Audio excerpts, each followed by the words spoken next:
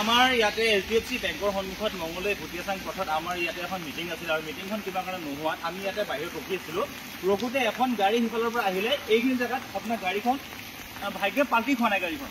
আৰু কিহৰ কাৰণে পাল্টি খোৱা নাই একচুৱেলি গম পাই, মংগলদৈ ভুটিয়াচাং পথত ইমান ৰাস্তাটো বেয়া আৰু ইয়াতে পানী হৈ আছে না, পানীৰ তলত এটা বৃহৎ গাঁত এটা আছে আৰু আমি দেখিলোঁ সেই গাঁতটো আমি হেৰি কৰিলোঁ, ইটা এটা দিলোঁ তাতে গাড়ীখন ছেভ হৈ থাকে।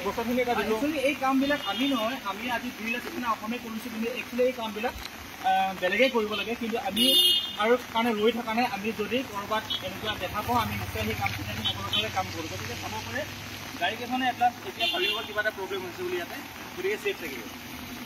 আৰু মই ক'ব বিচাৰিছোঁ আপোনালোকৰ যদি মই একচুৱেলি আমি জনসাধাৰণ হয়, আমি সচেতন নাগৰিক হয়, গতিকে আমি যদি এইবিলাক কাম নকৰোঁ কোনে কৰিব? বীৰ লাচিত সেনা অসম বুলি নহয়, সকলো সচেতন নাগৰিকে এইবোৰ কাম কৰিব লাগে যাতে কাৰো দুৰ্ঘটনা নহয়। এই পথটো আকৌ পৰা ক'লৈ যায়? এইটো মংগলদৈ ভুটিয়াচাং পথ, মংগলদৈৰ পৰা ভুটিয়াচাঙলৈ যায়।